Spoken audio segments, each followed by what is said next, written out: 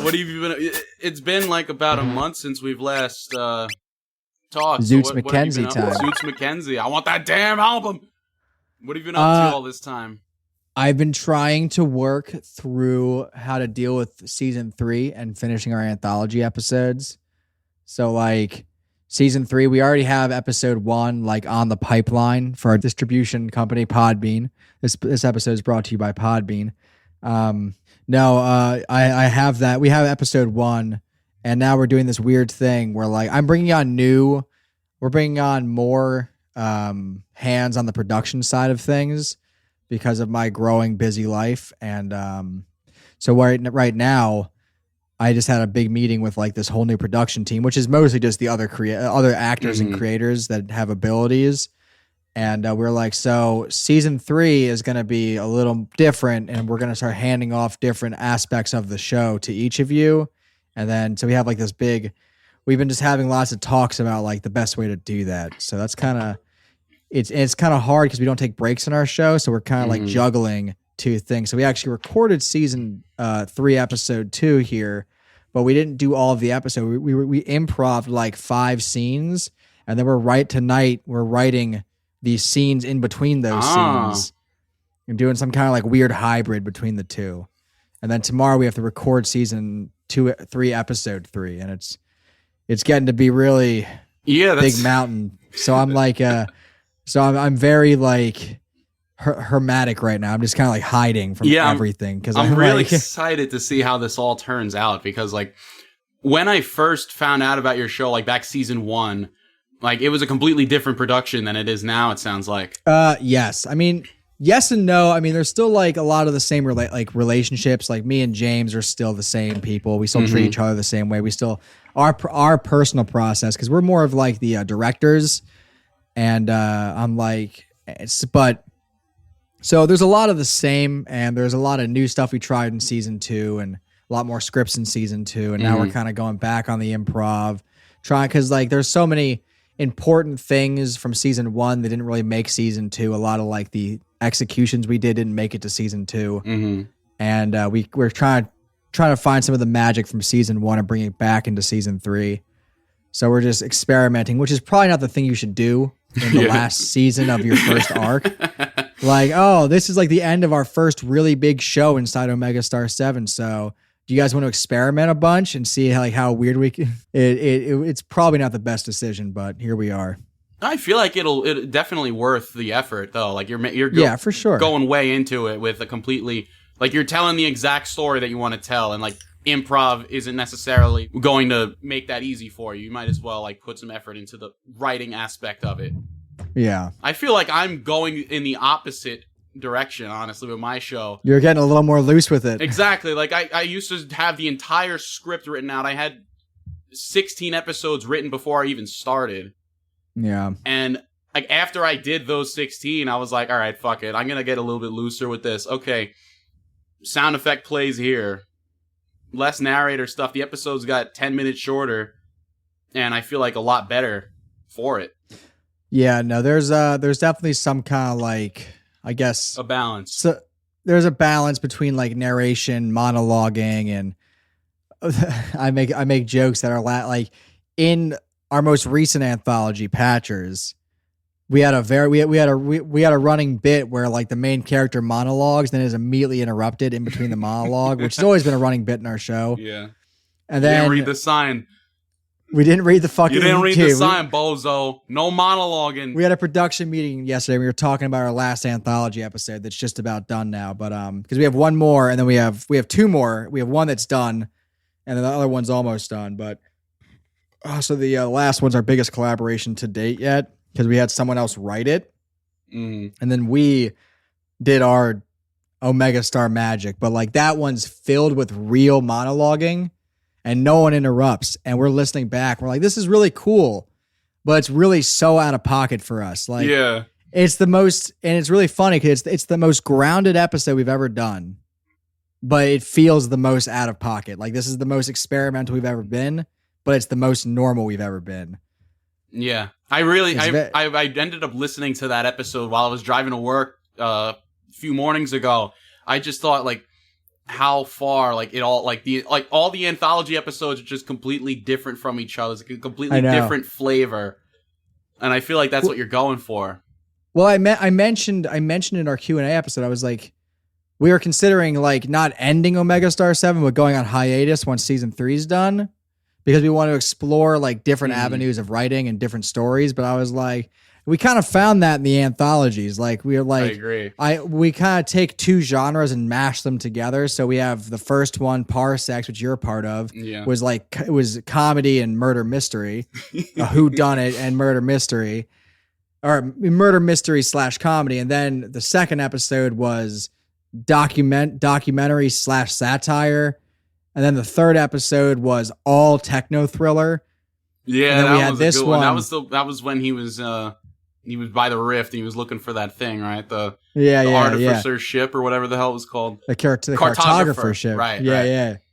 And then we have this most recent one, and the next. So this one, and I don't mind talking about this kind of stuff, but Patchers was an ode to Blade Runner and the cyberpunk aesthetic, which is why the music is so particular in its execution. But so it's a little bit of noir, a little bit of cyberpunk, transhumanism, if you will, about like, how far does a human need to be from being a human to be a human? It's a whole thing. After I listened to that episode, like whatever literature there is for Patchism or whatever the religion is, I'm in. Father Patches is my savior now. I definitely think like the original take of Father, because it's all James who he did every voice in that episode. Every single one. That's impressive. Every single voice. Yeah. And the one before it was all me. We both wanted to take an episode and just be like, how many voices can we each do by ourselves and still sound like totally different characters? So that was kind of like testing and challenging. And that's the fun part about the anthologies. We don't have high expectation for them because we're trying to challenge ourselves. And so the next episode is a folk tale in space, like a sea tale, like a Moby Dick or something like that.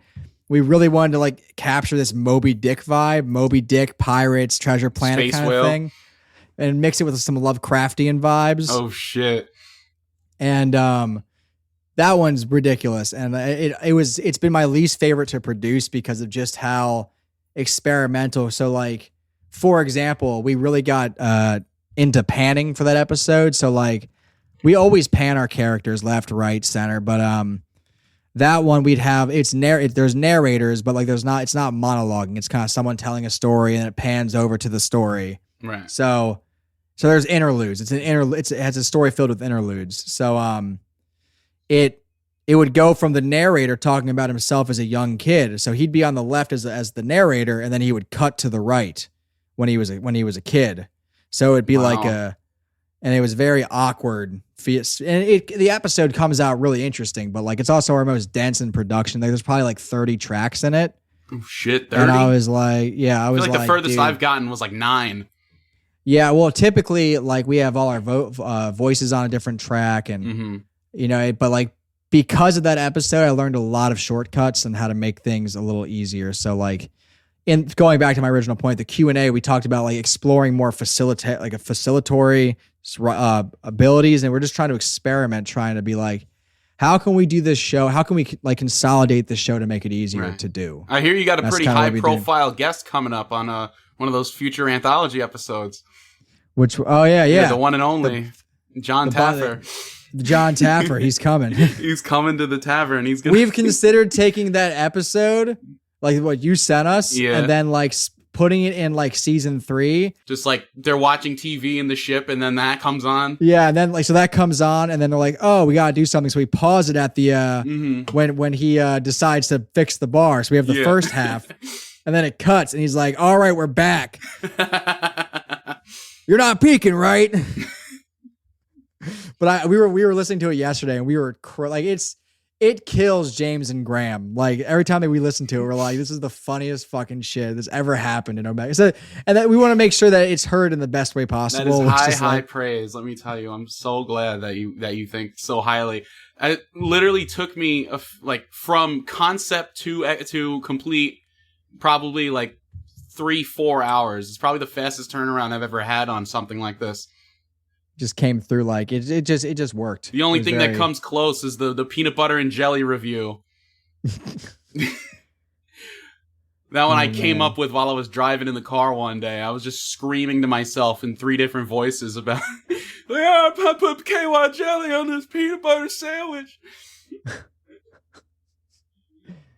Oh my, that's just funny, dude. Like, it's just, yeah, it's real surprising, like what you can come up with on the spot. well, it's what's really surprising is when you, so like, I always like to imagine what like movies would be like if money wasn't an issue, and like producers and like studios didn't give a fuck. Execution. And just how, like, I think I haven't seen this movie yet, but everyone tells me I should. It's apparently it's very Megastar 7 and it's like execution, but like Morbius? Everything. No, yeah, it's Morbin time, baby.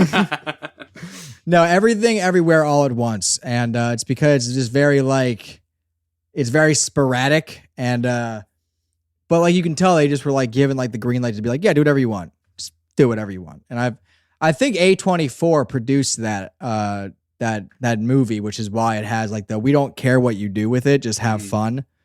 And there's something magical about stuff like that and something you can only really find in audio drama. Like you don't find it on TV very often. And if you do, it's like 6 episodes long and they said this is not happening. Like it's like Futurama when it first came out. I mean, not Futurama. Well, yes, Futurama, but like it was like Family Guy got 1 season and they canned it for like 3 or 4 years. And then in 2006, it came back because everyone wanted it back. I thought there were 3. There were 3 originally, and then they brought it back for 4. I think is how it was. Yeah, something like that. But like early on, and then they got canned, and then they came back in a big way. Exactly. So like, I just there's when you do a show like Omega Star 7 or like the Wizard Scroll, you're kind of like. I mean, it's a podcast, and the only way to become a podcast is to stay podcasting. So we're just experimenting and exploring stories. And, a lot of audio dramas are short runs, 6 episodes. It's just a little test here, but which apparently you're supposed to start with. I guess I hear that when you make an audio drama, you're supposed to do a short one first to get your name. I was like, fuck it. I'm going to keep chipping away at Omega Star 7 until there's 1,000 episodes, and I'm an old man. That's the plan. That's a good plan. I like that. Yep.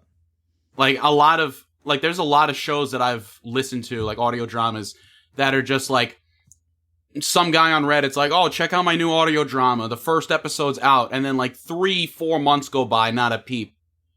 It's the saddest thing because they all have a lot of potential, but it's just sure. Oh, I guess there's like, you don't think about how much it takes to actually go put something out there, and then it doesn't blow up instantly. And then like the dejection you could feel, and like your very first episode, and they're like people online telling you like all the shit that you're doing wrong. Like, I don't fucking know what I'm doing. I just started. Oh, I have this I come out swinging vibe. Like listen, man, I'm from southeastern Pennsylvania. We're about the Wonder Years here, and we just remember the lines. You come out swinging from a South Philly basement, baby. That's what we're all about. Like we just figure it out along the way. It's the DIY feel. I come from a very DIY kind of world and music here, and it's the same. Like you're never gonna get it right until you actually do it. I quote Orson Welles a lot when he did Citizen Kane. They were like, "Why do you think you can do this?" And he's like, "Ignorance. I don't know what the fuck I'm doing, but the only way, like the biggest confidence you'll ever have." Is ignorance, because if you know what you're doing, you second guess yourself more. Right. If you're ignorant, you just go for it. You actually mentioned this last time you were on as well. It's a good quote. It's so good you got to say it twice. It's very paraphrased. I mean, his actual quote's actually super profound, but it's basically ignorance. Yeah. Only when you don't know what you're doing will you actually do something. Pretty much something. It's like I think you actually put me on this book called The Wise Man's Fear. Great book. I'm like 2/3 of the way through it. Holy shit. So what a good book that is. And you just reminded me of one of the things where like one of the characters is learning the harp and is like, "Oh, she doesn't know all the rules. It's like walking down the streets of a city and you instead of taking a back alley, she's just walking through walls. You don't know, she don't care." Something like that. I'm paraphrasing as well. Well, Patrick Rothfuss is hard to quote. I mean, yes, you'll get to. No, wait. Wiseman's Fear, is that the first one? I think it is. That's the second one. I blasted through the first one so quick. I thought the first one was long as fuck. It's 30 hours in audio. Yeah, and then the second one's 20 hours longer than that. It's 90 hours. I listened to it on YouTube. It's 3 30-hour YouTube videos. It is a 90 hour. No, it might be 60, but it's too much. It was a very long book. So have you gotten to the Feywild yet, where he meets Felurian? Oh yeah, that was. I still my think boy fucking did it. I tell everybody, I'm like, listen. I'm not like, my show is very tame when it comes to sexually explicit content. But the sex scene in The Wise Man's Fear is it's the closest thing I can tell you that is art, because they never once say the word dick or penis. They never. I always quote. You ever play Divinity: Original Sin 2? No. There are sex scenes in that, but it's a CRPG. So, it's just an isometric characters down there. So when you're having the sex scene, you just see two little sprites standing there, and then a narrator narrates it. And there's words like length, like she licks you up and down your length. And you're like, ew, it's spook. Ew, dude, gross. It's spooky cock. And but in The Wise Man's Fear, Quoth, I should say it properly.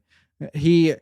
He literally has he likens it to him being a mandolin, like he's playing music. Yeah. And but you totally know exactly what he's describing without it ever being sexually explicit. Yeah. And I found if you're gonna do that, you don't have to make softcore porn. You can there's prettier ways to tell these types of tales. Yeah, I've fallen into that pitfall once or twice. I read the script you sent me. Oh yeah. Oh man. Those are spoilers for things to come, but we're getting a little risque on the Wizard Scroll. Oh my god. We never do an Omega Star 7. That's because it's just not the storytelling I like to tell. We have crude humor, sure. But it's more innuendo than it is actual upfront There's a lot more than innuendo going on my show, I'll tell you that. Holy fuck. Because I just figured why not? It'd be funny. It is funny. That's the best part about it. And I don't know. Two nipples on each tit for 4 nips total. 3 of them are pierced. Oh, that's my favorite line. That shit. Well, see that's just funny. It's just, I changed the word tit to breast. I figured that would go. I wrote it, and then I listened to that part of The Wise Man's Fear, and then I went back. I'm like, yeah, I could be a little more elegant with this. Very high brow of you, Chris. Oh, I thank you. That's top shelf storytelling right there. Their bosoms. Their bosoms. Their breasts. More sophisticated. We're a sophisticated group here. Absolutely. My show opened with a 5-minute bit about sucking on someone's nuts. I still think that I know that I look at our numbers. And I love when I see every time we have a big release, I see a huge jump in the first episode plays because everyone wants to hear it. And I see maybe 100 plays in a week on the first episode. And then I see 50 on the second. I'm like, it looks like we lost half of them. Yeah. But when we first started, it was now we're up to we're retaining 50% of our original. Every listener, we retain 50% of them, which is. When we started, it was 25%. 1 in 4 people would listen to the next couple episodes versus now it's 1 in 2 people are this show sounds great. I'm going to keep going. And that says something, Yeah, that really does. They not only they check out the newest episode and be like, oh shit, let me go back and see the start. They're also staying for the whole thing. Yeah, it's a beautiful thing. Yeah, and we're having a lot of fun with planning the future of the show too. We definitely the whole. I'd said I wanted season 3 to be kind of my show. I'm up front with James and everyone else on the show, and I'm this is kind of my story right now. But once it's over, I want it to be much more collaborative in the actual storytelling versus it's always been a collaborative show. But I always kind of ring led the whole. Yeah, this is your story to tell, and then after that, it's gonna be more closer to anthology, maybe. Yeah, it'll be more episodic for sure. It'll definitely it'll revolve around. We've already decided which character it's going to revolve around. Oh, nice. I won't prod for details. I think everyone knows where the story's going. Like, everyone knows who's going to get followed out of the original 3 members. Zoots like, who's going to McKenzie. get Zoots McKenzie. He'll make an appearance. All these characters make an appearance, but like, well, pictures of Spider-Man.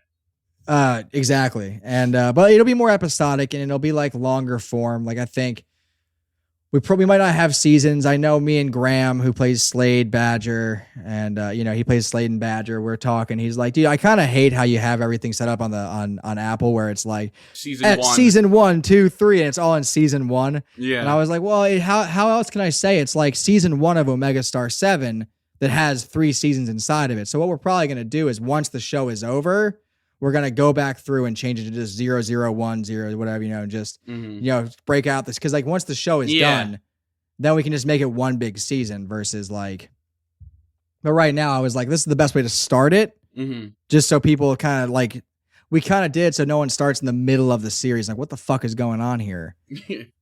Like, so now after that, it'll be whatever. And we just kind of go 1, 2, 3, 4, 5, cause it'll feel more fluid together. Right. But, I feel like the episodic, I feel like will be really, really good for that. Like, because I feel like what it sounds like is you're going like hard on this season 3, getting it as good as it could be. I feel like taking a step back and like being not less effort, but like less thought into it going in from the start might be beneficial to like how fast you can crank them out. True. I think like when we look at the season so far, I mean, the first episode, me and James were listening via Discord, and we both sat back and were like, how the fuck do we follow this up? That first episode is like, it is our shortest episode in season 3. And we do not know, like, we're like, it's 17 minutes long, and we're like, but every single scene is so perfect. There's no fluff, but there's still plenty of humor. Everything tells the story. It just pushes it forward. And we were like, and it just ends on the most epic note we've ever ended on. And we're just like, damn, this is like, we have to make sure the rest of the season lives up to this. So I sat back and I talked to the group, this is the actors and the production team who are also actors. And I was like, I think we're going to do one more episodic episode in the entire Outlander story. We're going to do one more. And then after that, it's one final arc of just done. I like that. So like we're trying to keep it to 8 episodes. No 2-parters, nothing. Just 8 strong, powerful episodes up in of varying length. One might be 20 minutes, one might be 15 minutes, but like we're gonna tell it as straight and well as we can. Because now I kind of told them, I'm like, we're kind of done creating the story. Like we're done creating new things for the story. Now it's all resolved. It's the hardest part of storytelling is ending it. Like 100%, you're right. Because my favorite fucking podcast of all time, Scald, 160 episode, beautiful storytelling, all done with no editing in one take. All this shit so thought out from start to finish, and then the very last episode is, we're done. Bye. And I was just like, when that hit me, it was like a slap to the face. And I never really got over it until I started making my show. And I was like, all right, I'm going to make this show exactly how I want to do it. And I'm not going to end it on a cliffhanger with no plans of coming back. That's something I'm like, personally, I don't think I'd be able to do. Yeah. And exactly. Like I try to follow the method of like, okay, the story's over. The main story has to be resolved. You can't leave that on a cliff. Right. You can't Empire Strikes Back your main story. You know what I mean? Yeah. So like the main story, like Slip's story, comes to an end. Whether that's, I won't spoil how it ends, but Slip's arc as a main character comes to an end. That's the main part of the Outlander. Right. Yeah. But it's okay to leave a bunch of other loose threads everywhere. Yeah, that's clearly, like spin-off potential right there. Yeah, it's spin-off, it's future season potential, it's doing things right. And like it's not a fucking Ghibli film where everything's got to make sense by the end. You know what I mean? Where like exactly. The main story's done. It's pretty much like Star Wars storytelling. Like leave plot holes for a reason. Mm-hmm. Leave things open for a reason because you want to make sure you have enough material to keep the show going. Exactly. And I love, like, one of my favorite things, like, writing for this new season I'm doing is going back and just finding, like, obscure, like, maybe one-off characters that I've done before. And I'm like, all right, you know what? Fuck That's it. the best. He's in the mix now. How do you He's think one of Badger the main became antagonists now. Fuck it. That's how Do it Badger live. and the Pelusian. The Badger and the Pelusian were both introduced in episode 2. We brought them back in season 2 as like main characters. I honestly don't remember much of season 1. I didn't even know he was a guy. I'm like, who the Badger's fuck is the guy that like halfway through like that episode? I'm like, who the fuck is this guy? Who's Badger? Badger, we follow the Futurama method where we will pull anything that's told in the show can become a future plot thread. And Badger is the guy that's thrown out of the bar at the beginning of episode 2. And see, he's the guy that gets thrown out. And he's like, dude, Badger, dude, Madge, what the hell? He's from Polis. We don't even like his kind. And so that, you know, we were like, that's clever. I like that. And then they both become like main characters, and Badger kind of like an antagonist, but a likable one that becomes like a very heroic role. No, as the story I fucking loved when Slip and Badger were going through in the space van, and they ended up at Space Wawa or whatever in the space police. Way. Oh, Spaceway, no, Space Castle. Oh, we're gonna have so many Spurgers. We're gonna have so many Spurgers. My favorite. And then the cops like, does anything speed the spobum? Like, when that part came on, I was fucking cracking up. Spoffles, dude. I'm making Spoffles. That episode, my favorite bit in that episode is when they're doing the drive-through order, and the number 9 the log. Number 6. The driver. So Badger's doing the San Andreas order. Yeah, and then the character in the DT drive-through, from Spin, he's doing "Dude, Where's My Car?" Like, that's the funny part. It's 2 different references going at the same time. It's "Dude, Where's My Car?" versus GTA San Andreas at the same time. That's so brilliant. We just had a lot of fun with that episode because it was just me and Graham by ourselves, just being silly, as silly as we could be, and that definitely helped solidify Graham's position as like a main creator on the show. And that's like, you know, it's like, I mean, Graham and I, we were in bands together. We were in a band together, and we've always had a creative flow that works. So like having him on the show doing more than just acting has really helped make the show a little more diverse. You can totally tell. Like, as you've been bringing more people on, I've seen like how much more elaborate the show's gotten. Yeah, and like, so I sat down, I sat down and sent a group text between the 4 people I want to be the production team. You know, Luna is a great actress and been my best friend since I was in 5th grade. But like, actress, great writer when she wants to be and has time to be. So her and Joe, who plays Saul, great collaborators, great people who make the show very fun. But like, I wanted a group of people that were like, we're invested 100%. Mm-hmm. So I sat them down and said, we're going to talk about how we're going to do things. Because right now, how our show works is, season 1 was improv for 3 hours. I chop it down. I arrange it. I mix, master, it goes out. Mm-hmm. Season 2 was that mixed with actual scripted scenes. And then season 3 has been a mixture of like, we improv a couple funny things, but then we also script a lot. So I said, so now what we do is we have kind of a 4-step process now. We have 4 people, or 3-step process with 4 people. Step 1, Chrissy, who plays Moxie, will chop down like improvised dialogue and just kind of set the episode up. It'll get to me, and I'll bring James in on a listening session. We will listen to the episode. We'll make it sound like Omega Star 7 with the SFX and all that good stuff.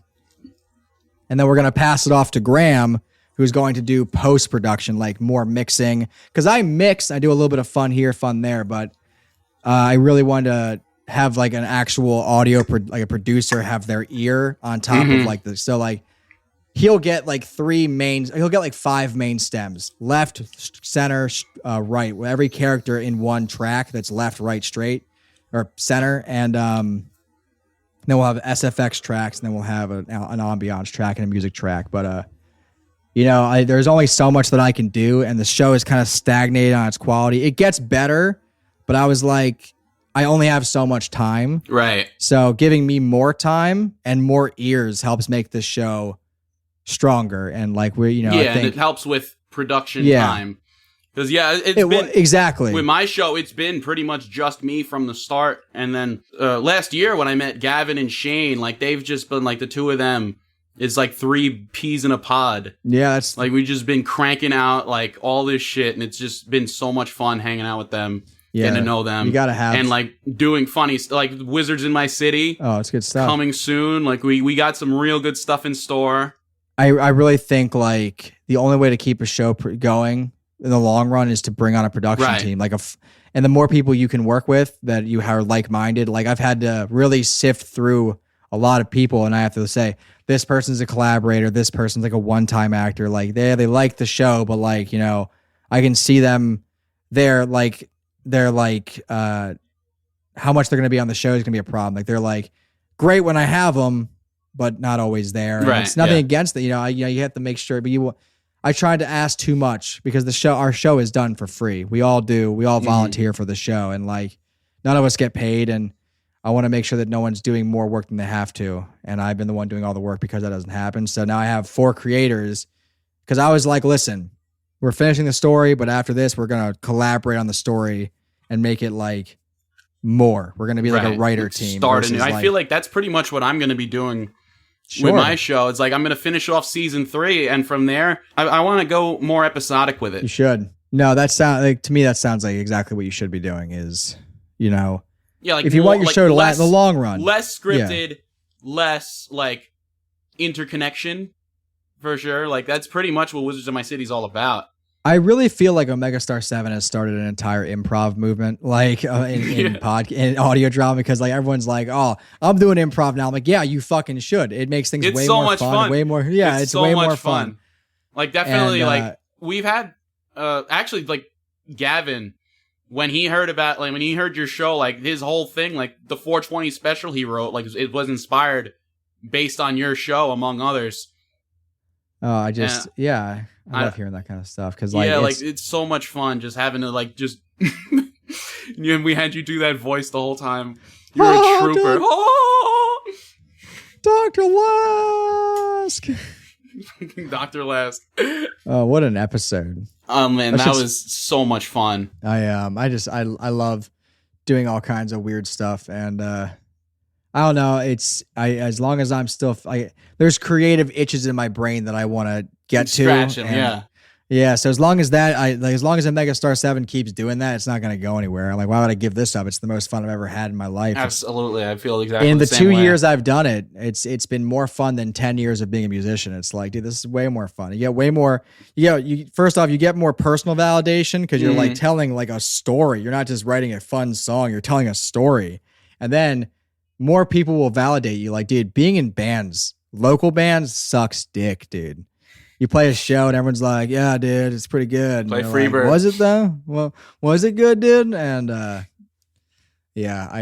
audio drama is just something that I just never thought I would love doing so much. I mean, I don't listen to a lot of audio drama, but I listen to all my friends' audio dramas because that's the only way we support each other. But I don't go out of my way to be like, I need a story. I'm like, no. I just want to listen to a funny podcast, listen to some music. I don't need to be engaged while I'm at work or something. But there are some really good audio dramas. It's like a sitcom, really but without looking at a screen. It's just It's like watching Robot Chicken from like the other room. Oh, that's a good way to put it. Here we go. This is the transition music. Brought the ukulele back out.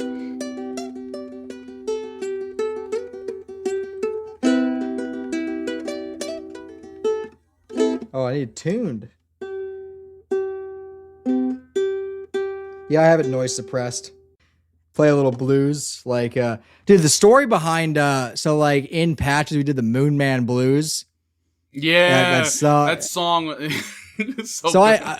I wanted James to retake all of his lines because they just didn't hit the way they did. So we took a weekend, like a Saturday afternoon, and it was like a 5-hour process over Discord. And so I just pulled out my ukulele and I was like, how do I play blues on this ukulele? And I just started going.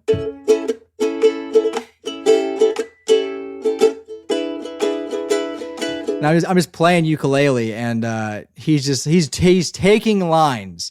I hear him taking lines, and then I know where he stops and goes, "Well, I'm a moon man, baby." And I'm like, well, I guess this is happening now in the show. So I wrote a quick like blues song. Like I have this, I don't know where it's at right now, but I have like a tambourine around here, like a child's tambourine. So I take my fist and I hit the desk for a bass drum, and then I take the tambourine and I like arrange this like this simple boom, shh, boom, shh, and I'm just playing blues chords on the ukulele. Grab my really, really unset up guitar that has strings that are like a year old on them now. And I'm just like ripping a solo with no guitar pick. And I just wrote this song in literally like 20 minutes. And then I just sent it to him. He's like, all right, I got something. And he just sang the song, and then he took it again and then reacted to it as Atticus. And just the way that scene, it was supposed to be way shorter, but I was like, no. No, that was it's gotta be like 2 minutes long. It's like, so annoying. It was an actually catchy song too. That was the best part. Dude, James is a phenomenal musician. He's a great singer, which is why, and like he also plays harmonica, bass, and he's got so many voices too. Like that definitely helps. Jim Bob doing the Cajun like bluesy. Well, I'm a moon man, baby. Like doing, I feel like having the control of your diaphragm to do different voices is kind of linked to being able to sing. At least in my experience, like as I've done the show, as I've gotten better at it, I've also just been getting so much better at singing as well. Oh man, I used to not be able to sing to save my life, and now I could fucking. I still can't, man. I could sing every time I've ever sang on a record, it's mostly the producer being like, you gotta sing, coaching me through every single line, so I just sound good enough to pass. And like it's whatever. I'm much more of like a composer / virtuoso. Like I just write fun stuff, and then I let my other friends sing on it. Like I prefer doing that, or I like screaming and yelling and that kind of like vocals. But like singing's always been difficult because you got to be perfect. Yeah, you got to be perfect. It's so hard for me to listen back to like some of my other covers that I've done. Yeah, and like from like 2020, my whatever covers I started out with. Like just listening to how my voice goes versus how I would do it now. It's just like so hard. Like I'm almost tempted to just like re-record it and just like swap the audio out and not tell anybody. Yeah, you can do it. I could, but like then I would constantly. George Lucas did, man. Add a bunch of fart noises. Add a Baba Booey in there. Add a Baba Booey, yeah, just like. Add a bunch of like strange random words, or just George Lucas, your old show. Bazinga. Delete the originals so you can never go back to them. Yeah, that's the key. That's the key. That's the key. You have to really stand. And then let's talk about Star Wars for a second. And absolutely. I don't believe for a second they got rid of the original negatives. There's no way that you get rid of the original negatives. Not. For a multi-billion-dollar franchise like that, no way in hell. It's they like had stuck copies. it's stuck in the vault of Walt Disney's head. Yeah. They just fed it right into his skull. Stored on the drive. What he does is he goes back. Like this is before Disney bought Lucasfilm, but he would go back. He would add stuff. And then instead of trying to like taking that stuff out to make it better, again, he'd add more on top of the stuff he already added. Yeah. So I have the original VHS releases, and you watch and you're like, this is a totally different fucking movie. I heard that there are a select few changes that were actually very beneficial. Like for example, like the lightsabers, the planets exploding, the lightsabers, fucking what's his name's lightsabers head? Look way better. Yeah, Palpatine's head in the first one. Yeah, I like they took Ian McDermott and like superimposed him in because that original Emperor looks so bad. Yeah, but then you got fucking like pink bitch performing with her kissy lips. Oh, that's great, dude. And then you got. I love that shit, dude. I love what's his name? What's the Max Rebo and the whatever and the something Whalers. That's the band's name. Max Rebo and the something Whalers. I can't remember what the. But I love that shit, dude. Dude, speaking of Star Wars again, so I have this interview, right? And I have to go on a flight to a different state to do the interview. And Coder 2 is coming to Switch. And I have to go on a flight to a different state to do the interview. And Coder 2 is coming to Switch. So I bought the bundle of Coder 1 and Coder 2. But on the Nintendo eShop, I swear to God, it won't let me play Coder 1, which has been out for over like a year now. Really? Because it's part of the bundle. So if I would have bought, and the bundle saves you no money. It's just both games at once. It's just one charge instead of two, which is way better, obviously, Yeah. less taxes and stuff. So like, or whatever, I don't fucking know. I just decided it would be easier. And I was like, I can't play this game that's already out that I own now. And they're like, I hit up customer service like, yeah, you can't do it. I'm like, that's bullshit. Like I paid for this game, and I'm still I bought it last night and tried to play it this morning because I want to get started on Coder 1 so I could be at Coder 2 by next week. And I couldn't even start, so I'm gonna have to start on the 8th when it comes out. Oh, that's fucked up. Which I'm annoyed about. I'm really itching to play Coder, and I could on my computer, but why would I start a game and then restart it on my fucking Switch? Yeah. Stupid. Especially an RPG like that. Can't do that. With the Switch, my game of choice for the past 5 years has been Rayman Legends. Have you heard of it? Oh, I've heard of Rayman Legends. Have I played it? No. It's a fucking stellar game, let me tell you. It is? Like, the movement. Let me tell you about the movement in this game is like... Must be nice that, like, Rayman doesn't have any arms. No, like, the speedrun, one frame fucking speedrun strats in this game are like... It's like watching it is like watching a piece of art. It's like you can slide and then like roll and then jump and then you're going 3 times faster than you're normally supposed to go. And then like it's like the mechanics are just so perfect. I'm still learning new shit after been playing this shit constantly for 5 years. Speaking of really fluid games, I've been really enjoying Elden Ring a lot, and I enjoyed it so much I bought it twice. I bought it for PC and I bought it for Xbox. Damn. And I bought an Xbox S. And I was like, I really just want to play Elden Ring at my house because my computer's here at my studio, and I have to drive 7 minutes to. So I was like, if I'm here, I want to be working on the podcast. So, I went out and bought an Xbox S, $300, which I'm not trying to brag or anything. It's just that's a really good deal for a current gen console, and I bought that. Dude, can we talk about, speaking of Xbox, just how amazing they have been for gaming, like cloud gaming. I can cloud game my iPhone. Yeah. Any video game. It feels great. Game Pass, $15 a month, same price as Netflix, and over 100 great games. But Microsoft bought Bethesda. They bought some of the Obsidian. They bought all Blizzard, right? They are. They didn't. That was Activision. I know for a fact that I shouldn't say that. I know I've heard down the pipeline that EA is trying to sell themselves. Oh shit! I'm guaranteeing Xbox is gonna fucking buy them if that's true. That is fucking insane. Because they're just doing baller fucking moves on like just grabbing studios or publishers and just saying, we want to put your games on the Game Pass, and then boom, it's bam. It's the Game Pass is the best thing that's come to gaming. And it's like the Google Stadia, except actually cool. Yeah, it literally is the best thing to happen to video games in the past 10 years, for sure. That's awesome. It's and being able to play on my Xbox S, the Xbox S is like the size of a fucking big book versus like the Xbox One from 2012. Or the Xbox X, which is like a giant rectangle. Yeah. Or the fucking PS5. And fuck Sony. I was such a Sony fanboy for PS4, and the way they acted, like when I tried to buy a PS5, like everybody else, that no one could get one. Mm-hmm. I was like, I'll just buy one straight from Sony and I'll wait. It's fine. I'll just wait. They told me I had to buy a PS5 and then you might get one eventually. It's a $500 console. I'm just going to give you. And I put $5 down on the Steam Deck for pre-order, and Steam was like, yeah, if you don't want it when we email you, you can we'll just refund you that $5. That's how you do it. Fuck. Yeah, like they're like, yeah, you're just buying for a place in line, which is fair because we want to make sure people are serious.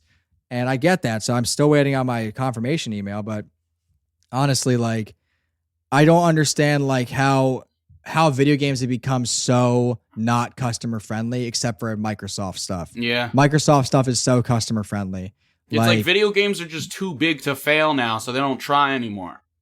Yeah, and I feel like Microsoft has really tried. They bought really good studios, and they're making their games more accessible. Like you don't need a fucking Xbox to play an Xbox. Yeah, right. Game like anymore. Microsoft, they let Banjo-Kazooie and Smash. Yeah, they let Cuphead go on the Switch. Yeah, well, and it's just like the cloud gaming itself. Like I can take my MacBook with me on my thing and just prop it up. As long as I have good enough streaming internet, I can just play a video game, whatever video game I want. Now, obviously, it's cloud gaming, so I don't want to do anything that's like... Yeah, there's some latency. Yeah, you want to make sure you're playing something that's not frame intensive. So no Banjo-Kazooie. Right, like no Rayman Legends. No Rayman Legends, no Banjo-Kazooie, no Elden Ring. You can't have any latency. But like stuff that's like simple or like laid back. Apparently, I played Sea of Thieves for a minute on cloud gaming. They're like, that game runs too good. Really? Sea of Thieves runs too good on cloud gaming for some reason. But if I want to play something stupid like The Sims or something where timing's not really an issue, why not? It's easy. You have like a quick millisecond latency but like you can play on anything. You don't need an Xbox. You just need a Game Pass account. That's all you need. That's fucking cool. Love is all you need, man. You're talking about fucking nonsense in my office. You're talking about fucking nonsense. Zeus McKenzie is a fucking natural. He's a national treasure, honestly. It's so like funny how that voice just came out of me, where I was like, I didn't even know where it came from. Honestly, like sometimes I just go into the booth. I know where it came from. You're from New York. Yeah, I'm from New York. You're from New York. That's where it came from. Don't lie to me. Don't you, Chris? Don't fucking look at me and tell me I don't know where that came from. Like I know where it came from. I'm from the Northeast too, man. It's all that pent up rage and aggression. Oh yeah. And I told you to play a sleazeball record exec, and just vomit it right out of your fucking mouth. It was in me all along. That's where it was. I found it. If you're born in the Northeast, you have it in you. I can do a voice like that, no problem, man. Like, hey, fucking get out of here. Like, you can be Zeus McKenzie too. Damn, pictures of Spider-Man. That definitely clipped. I guarantee it. I want pictures of Spider-Man. I want pictures of Spider-Man. Spider-Man eating a hot dog. Spider-Man going down on my wife while I watch. That's my favorite line. That shit's funny as fuck. I was like, I was crying laughing. I was so. Like, when I heard the final product for the first time, like, seeing what you decided to keep and what to cut out, like, I was fucking laughing. When I did two separate lines for him screaming, "Get out! Get the fuck out!" and he used both of them. And I was like, all right. Yeah, I thought it was funny that you were like, I just thought it was funny. You're like, he's like, get the fuck out. Get out. They don't leave. Like, get the fuck out. I'm like, He's just standing there slack-jawed, fucking, what's his name's got the camera? Grint Jenkins, yeah. Grint's my favorite. Yeah, guys. This plasma film. It ain't cheap. It'll blow your mind. It'll blow your mind. I just love. He's like, what we would say if it wasn't Grint Jenkins. Dun, dun, dun. Like none of that made any sense. It was so perfect. Oh, it made perfect sense. Yeah, it was just stupid. Exactly. That's the beauty of it. Like when you say audio drama is art, that's what you mean. Is that specifically is art? Yeah, being like, yeah, if you were listening, I love telling people, they're like, everyone's like, your show is like really stupid, but like it also like you have to pay attention to it. Like, yeah, it's highbrow nothing. That's what it's highbrow nothingness. That's what our show is. I like that one. There's a lot of like important things you're supposed to be listening for, but like a lot of it's just nonsense, and you have to figure out which is you're which. Talking about fucking nonsense in my office. Oh my god, I'm definitely clipping on once in a while. I mean, we'll fix it. It'll be fine. I've clipped for sure this whole throughout this. I just I want to make sure my takes are loud enough for you. That's all. Yeah, for sure. Well, I do understand you have some things going on in a few minutes, so I'll let you go now. We have 8 more minutes on this hour-long podcast. You better slow it the fuck down. I see. You're trying to break trying to break the previous record. Like 2-3 hours later, we'll still be fucking sitting here. I know you. Yeah, no. No. You're not just gonna leave me. No, this is the first time in a podcast where the host is like, I know you got some stuff going on. I'm like, no, fuck you. I'm staying. We're gonna talk as long as I fucking want to talk. Sure, the floor is yours. It's time for a round of Read Chuck Tingle. I was just about to say the same thing. Oh my god. It's like we've got the same mind right here. I'm pulling it up.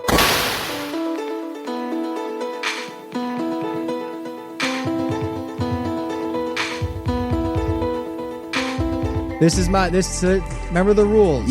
I read one, you read one. Whoever laughs, it's first one to 3 laughs loses. Okay, first to 3 laughs. I like that. All right, here we go. Butt Wars, Rogue Buns. That was a good one. I like that. My dungeon master is a T-Rex rules lawyer, but fortunately I rolled a crit on pound my butt check. I'm close here. You almost got me. Seduced by the handsome, physically manifested sound that some people hear of Yanny and others hear as Laurel. That's interesting. That audio clip of the guy doing that is just so strange. It is. Like, how does that even happen? How does a word sound like two different words depending on what you're thinking? It's like, Yanny, Laurel. Like, it literally does not sound anything alike, but yet it's the same it's the same audio. All right, your turn. Anyway, the physical manifestation of Wordle pounds my butt as a slightly frustrating but ultimately rewarding and meditative daily routine. Donald Trump pounded in the butt by the handsome Russian T-Rex who also peed on his butt and then blackmailed him with the videos of his butt getting peed on. That's a good one. That's a good one. We may be too impervious of this. Anal lesbian pterodactyl rodeo. Have we transcended Chuck Tingle? I don't know. I'm pretty close. There's a Bitcoin in my butt, and he is handsome. I would read that one. That sounds pretty nice. Yeah, I got you. No, all right. I'll give you a point. All right. Canada pounds my butt and covers my pancakes with real maple syrup in an erotic way. Also, it's delicious. All right, that's a real point right there. I just saw that one again. I'm in love with the handsome mummy race car in my butt. I see you. Like I see you. Taking every fiber of my being to not laugh. Like this is like just reading all of these, like trying to pick one is almost getting me. Oh, I just saw the Donald Trump one. Donald Trump pounded in the butt by his fabricated wiretapping scandal made up to redirect focus away from his seemingly endless unethical connections to Russia. It's the way you said Donald. Donald. That's what really got me. That's Trump is completely different person. Slammed in the butt by Donald Trump's attempt to avoid accusations of plagiarism by removing all facts or concrete plans from his Republican National Convention speech. That's 1 point. All right, it's 2-1. All right, I'm going close to that. I see you laughing. All right, I have a chance here, guys. I have a chance. All right, perhaps. Hold on. I'm gay for my living billionaire jet plane. Donald Trump's ass is haunted by the handsome ghost of his incriminating tax returns. We're getting serious now. I see it. We're like, oh yeah. I just saw the Bitcoin in my butt one. I like that. That's a good cover. Like the covers are of their own are just like making me smile so much. What do you got for me? Bisexual clouds eat my ass. Gay T-Rex law firm executive boner. Fahrenheit 69. Fuck! Sounds like I win. You got me. It's the 69 that gets me. I knew it would. Oh my god, this is a funny number. Oh my, Chuck Tingle, such a brilliant. Chuck Tingle, brilliant I love mind. you. I hope you're doing well. Yes, you're welcome on Wizard Hang anytime, Mr. Tingle. Mr. Tingle, Dingle Tingle. What are you eating? I got a piece of gum, and it's like I had it like on my can of LaCroix here, and I was just trying to peel it off. And like a string came from the can. Oh, I to saw my the mouth. string. I thought you were eating like spaghetti or something. No, it's a piece of gum. All right, well, okay, bye. End it there.